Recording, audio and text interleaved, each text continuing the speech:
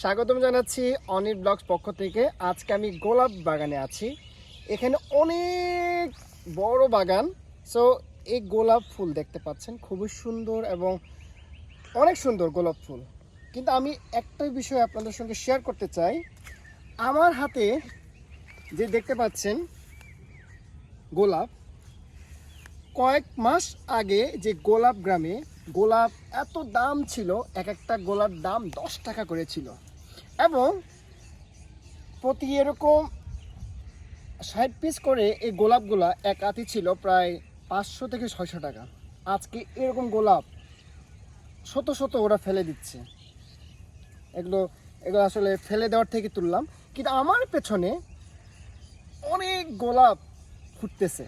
এই গোলাপগুলো কোনো কাজের আসবে না, কারণ এগুলা সিজন অনুসারে এই গোলাপগুলোকে ফেলে দেওয়া হবে এবং ঠিক তেমনিভাবে বিক্রির জন্য এই গোলাপগুলোকে আসলে আতি করে বেঁধে দেওয়া হয়েছিল, কিন্তু এখন এগুলো সব গোলাপ ফেলে দেওয়ার উপযোগী হয়েছে।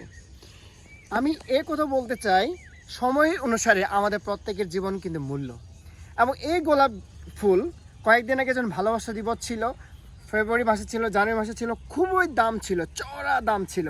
এক একটা ফুল যদি 10 টাকা হয়, এখানে প্রায় 100টি ফুল, তার মানে অনেক টাকার।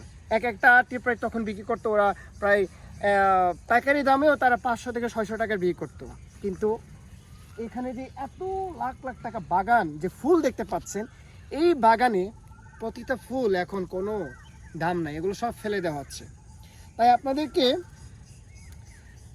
শুধুমাত্র একটু দেখানোর জন্য আমি ভিডিও করা, এবং তাই আপনারা অবশ্যই আমাদের জীবনের মূল্য বা আমাদের আমাদের কিছু মূল্য ঠিক এই গোলাপ ফুলের মতো কিছু কিছু সময় আমাদের খুব মূল্যবান হয়।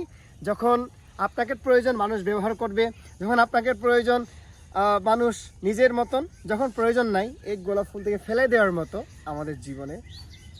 তাই আমি মনে করছি এটি একটি শিক্ষণীয়র মতো, যে আমাদের জীবনে গোলাপ ফুল ফেলে দেওয়ার পিছনে কারণ আপনাদেরকে দেখানো, প্লাস হচ্ছে কিছু বলার জন্য আছে এই ভিডিও করা।